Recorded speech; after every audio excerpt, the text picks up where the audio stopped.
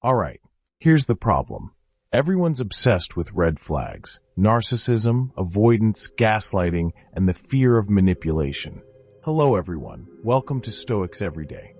Today we are talking about a very popular topic that everyone should be aware of: red flags versus green flags. While it's essential to protect ourselves from relationships that neglect or exploit us, we face two main issues. First, the absence of red flags doesn't equate to the presence of green flags. Second, when dating, red flags are often scarce initially because we all tend to be on our best behavior, including narcissists. The solution is to understand both what red flags to avoid and to identify the green flags that should be present in a partner.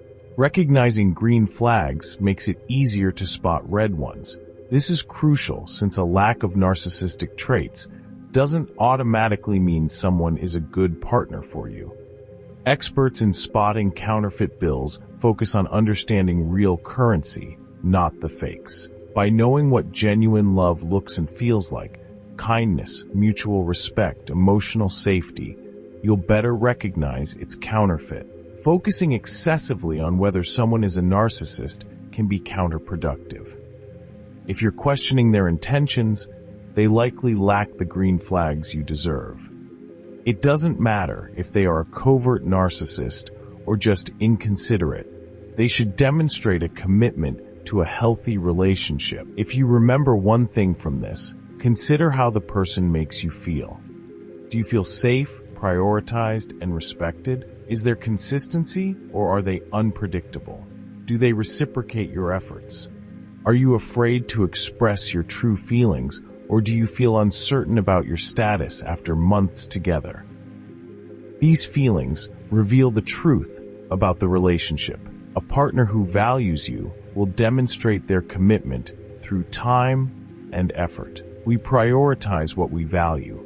While no relationship is perfect, an unhealthy start won't be fixed by marriage. You don't need perfection, but a relationship built on mutual respect and safety is essential. Though we can't control every variable in our relationships, we can increase our chances of success by becoming the right person and choosing the right partner. Let's discuss what that looks like. Alright, let's start this list now. Let me know in the comments what I forgot to add. Number 1. Don't get serious with anyone who hates dogs. Those people tend to be a bit odd. Just kidding. I wanted to see if you were paying attention. Now let's get to the real list. Number 1 is communication. While physical attraction is what you notice first, how you communicate and interact will determine whether you want to continue seeing someone. It's a green flag if they listen and show interest in what you say, asking appropriate questions. Conversely, it's a red flag if they always turn the conversation back to themselves. Humor is another green flag. Can they make jokes without being rude? Do they joke about themselves too, or only about you? Many people can dish it out, but can't take it. Pay attention to how they argue with others. Can they disagree respectfully about politics or religion? Do they allow different viewpoints without dismissing them? This will give you insight into how they might handle conflicts with you in the future. As you get more serious, it's important to discuss significant issues together. Ask how long they typically date someone before becoming exclusive, what annoys them in conflict situations, and what respect means to them. Discuss their boundaries and what it means to be valued. You might think that having these tough conversations early on could lead to disconnection, but the opposite is true. Setting standards for how you want to be treated and how to communicate, especially during conflicts, helps prevent disconnection later. If you're worried that discussing your boundaries will turn someone off, they're probably not the right person for you. It's your responsibility to establish how you should be treated. Okay, now I'll move on. Number 2. First, everyone knows that narcissists tend to trick you at the start, but there are certain areas where they struggle to fake their behavior. One important green flag to look for in any new partner is accountability. Can they admit when they're wrong or say, "I'm sorry"? This is crucial, even if early interactions don't typically require many apologies. Pay attention to whether they've expressed genuine remorse to anyone beyond just, "I'm sorry you feel that way." Real accountability involves acknowledging how their actions affect others and a willingness to discuss the impact of those actions. Immature people often blame others to avoid self-reflection and change. Conversely, when some individuals are called out, they may adopt a woe is me attitude, claiming they're the worst, which isn't true humility, but rather a sign of their need for healing. Being overly prideful or shameful does not rebuild trust or repair the damage done. Narcissists also struggle to fake empathy. It's a green flag when a partner tries to understand your experiences and validate your feelings. Empathy is vital for maintaining a healthy relationship. Without it, disconnection often arises. Genuine empathy involves curiosity and a willingness to ask questions about your feelings, especially if they've caused you pain. The difference between real and fake empathy is significant. True empathy acknowledges your pain and expresses willingness to support you. Moreover, narcissists rarely show true vulnerability. Can they share their fears, needs, insecurities, and flaws? Genuine connection involves being able to open up about your inner world, though it doesn't require sharing everything on the first few dates. However, as the relationship grows serious, the ability to be vulnerable together becomes a green flag. Finally, narcissists seldom celebrate your achievements. If a partner can genuinely praise your successes and express happiness for you, it's a green flag. In contrast, if they say you only succeeded because of their help, it reveals their insecurity. This behavior stems from their own shame and fear. If you grew up with a narcissistic parent who acted this way, remember that their insecurities were about them, not you. Alright, number 3. Having a growth mindset is another positive sign in a partner. This doesn't just refer to their career. It means they are willing to grow as individuals. My research into relationship dynamics highlights a major obstacle. Many individuals lack self-awareness and emotional maturity. They may not engage in self-reflection, yet self-awareness is crucial for establishing a deep connection and intimacy with another person. Consider this. If you don't value your own emotional awareness, how can you truly connect with someone else? I know this from personal experience. If you often dismiss your own feelings, it makes sense that you'll also dismiss your partner's feelings during conflicts. Unfortunately, this behavior leads to disconnection. To enhance awareness, we need to consciously pay attention to our emotions. During conflicts, we should reflect on our reactions and ask ourselves questions, like why we felt defensive or what underlying feelings contributed to our upset, e.g. feeling overlooked, blamed, or unappreciated. We must also consider whether we communicated our needs to our partner or held back due to fear of further conflict. It's common to struggle with these emotions, and this can feel unfamiliar.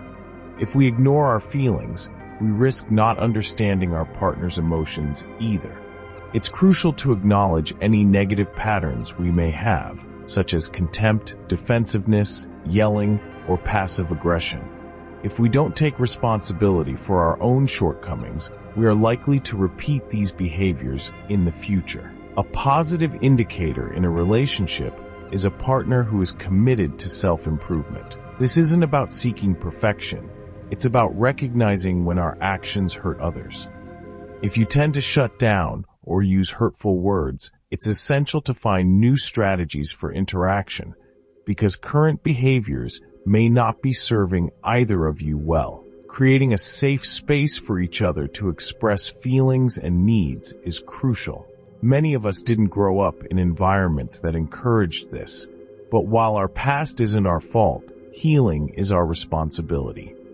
Become a safe person for your partner to confide in. However, it's important to strike a balance. Relationships shouldn't just revolve around complaints.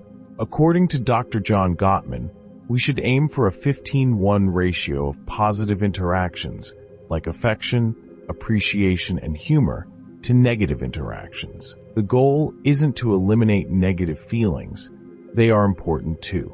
When a partner shares a negative emotion in a respectful way, we should try to understand the underlying hurt and unmet needs behind their frustrations. It's a positive sign when someone is genuinely interested in your feelings and experiences instead of dismissing them. Validation is important too, even if they don't agree with every detail of your perspective. Taking accountability for unintentional hurt can sound like this: "I'm sorry for making that joke at the party. I see how it upset you, and I appreciate you sharing your feelings with me." It's important to remember that real apologies come with changes in behavior. Finally, how you both handle conflict plays a significant role in the success of your relationship. Approach conflict with respect and be honest about your boundaries. This discomfort can be worthwhile. Remember, conflict can either build trust or destroy it. It all hinges on how you both navigate these challenges together. Number 4. Now let's move on to another green flag: mutual respect. It's a green flag if your partner views you as their equal. There should be no dominance in your relationship. You deserve to be treated with kindness and respect. If someone speaks down to you, insults you, or touches you without your consent, that's a serious issue. Dominant individuals often belittle others, but would not accept similar treatment from you. It's crucial to recognize that any disrespectful behavior, especially if you find yourself thinking, "I would never get away with that," should be seen as a red flag. It's important to address these issues before they become a pattern. Many people remain silent due to past trauma, leading them to feel submissive and unsure of how to assert their needs or set boundaries. I understand that can be intimidating, but relationships should be free of dominance, disrespect, or feelings of superiority. Such dynamics do not lead to a happy ending. You deserve someone who respects your boundaries. If you feel anxious about asserting yourself or expressing your true feelings, I strongly recommend seeking guidance from a professional. Remember, mutual respect means treating others the way you wish to be treated, acknowledging their worthiness of kindness and consideration. To cultivate this respect, take the time to learn about your partner's preferences and values. Understand what they need to feel loved and close to you, including their boundaries concerning various aspects of life. Self-centered individuals rarely ask these questions, and love cannot flourish alongside self-centeredness. It's a positive sign when both partners are committed to teamwork, discussing responsibilities like household chores or checking in on each other's emotional well-being. Ask how they're feeling, if they're stressed, or if they would feel comfortable addressing feelings of neglect. The ultimate green flag is when you invite honest communication about feelings, even if it might be uncomfortable. However, this does not excuse lashing out or putting each other down. A safe space for open dialogue should ease each other's worries. If it doesn't, and your partner continues to exploit you, seeking professional assistance may be necessary. Lastly, observe how your partner treats strangers or people from whom they have nothing to gain. How do they speak about their parents, siblings, or ex-partners? If they constantly criticize their exes without taking responsibility for their own role in past relationships, it's likely they will eventually speak about you the same way. This is why clearly discussing your boundaries and needs early in the relationship is key. It can help prevent narcissistic behavior. Narcissists dislike when others assert their needs. They prioritize control. If you establish your boundaries and they can't be controlled, they may leave, which may sting in the moment, but can be a blessing in the long run.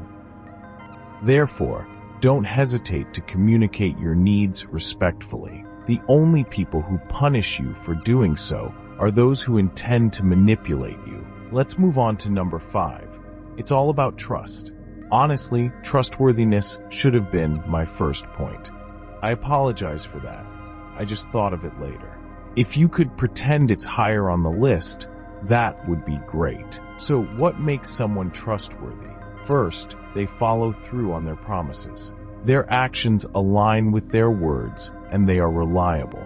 If they make a mistake, they acknowledge it instead of blaming others.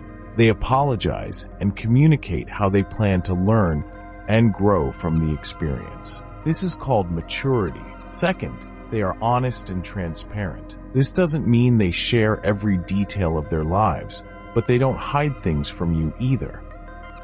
Trustworthy people have integrity. They do the right thing, even when no one is watching. If you feel that something is off with someone and suspect they are lying or deceiving you, trust your instincts. Trust is more than just believing someone won't betray you. It's the foundation of a healthy relationship. It creates a sense of safety and security, knowing that this person cares and will be there for you when needed. So, do you trust them? It's a great sign when someone shows they care about building trust in the relationship. This involves being present and putting in the effort. Asking, "Is there anything I can do for you this week to make you feel valued?" is a powerful expression of love. It shows intentionality, curiosity, and effort. Let me clarify. I'm not suggesting that people should ask this out of anxiety or fear, constantly checking if everything is okay. That would be off-putting and is not a sign of maturity or love. Instead, when you truly care about someone, check in with them. Reassure them that if they need something or feel something is off, you want to be a safe space for them to share. Building trust takes time and involves intentionality, mutual sacrifice, respect, consideration, affection, attention, safety, vulnerability, and emotional connection. Ignoring these aspects weakens your bond. Years together don't guarantee a strong connection because it requires effort from both partners. You need to actively protect against and repair disconnection, which is common in relationships. Number 6 is independence. At first, it's common to want your partner to be completely focused on you, but it's actually appealing when both of you maintain your own lives and interests. Consider how concerning narcissism is. One of the key signs of a narcissist is their tendency to love bomb you, showering you with affection and compliments while gradually isolating you from friends and family.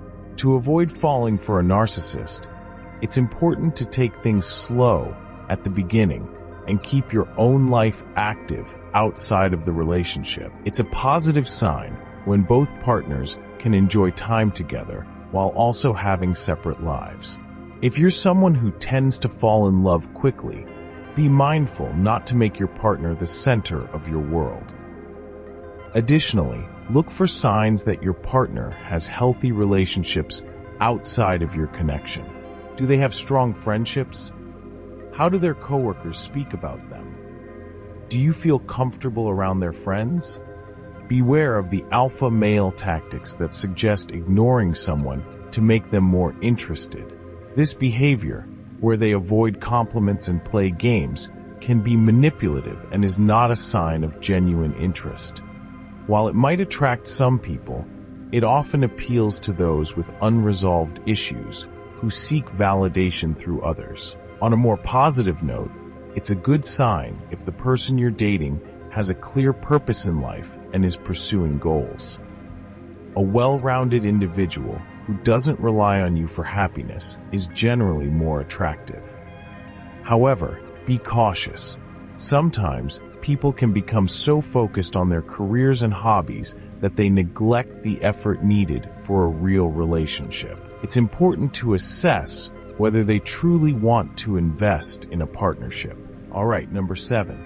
Let's talk about some green flags around personality. Everyone has a unique personality, but when it comes to dating, being flexible and willing to compromise is a significant green flag. It's important to notice how rigid someone is in their responses to change. While it's natural to feel upset when plans shift, if someone struggles to adapt, it might not be the best match for you. Another green flag is having an attitude of gratitude. Do they focus on what they appreciate in life, or do they tend to dwell on the negative? A person who actively expresses gratitude and offers encouragement can create a supportive environment. For example, if you mention a job interview, a thoughtful partner might text you before it to say, "You're going to do great. I'm proud of you." These small gestures build trust and foster feelings of love and support. Simple acts like greeting each other warmly, sharing hugs, being playful, and intentionally spending quality time together are essential in a relationship. Helping with chores, understanding each other's dreams, and being generous with affection are not just extras. They are fundamental to a healthy partnership. Choosing a serious partner, someone to marry and have children with, is a significant decision. I genuinely care about your well-being and want you to have a fulfilling relationship. Part of this involves becoming the right person and selecting the right partner. Many people may not have experienced true safety and trust in relationships. Often, we are attracted to what feels familiar, even if it's unhealthy. Reflect on your past experiences. Are you used to feeling like a burden? Do you often sacrifice your needs for others? If you subconsciously believe you don't deserve selfless love, you may find yourself drawn to partners who reinforce that belief, leading to neglect and a lack of prioritization. Accepting less than you deserve can become a norm, especially if you've grown accustomed to chaotic relationships filled with inconsistency. But remember, you deserve selfless love, consistent, warm, and reciprocal affection. Wanting a partner who displays these green flags is not asking for too much. Thank you for watching, and I look forward to seeing you next time.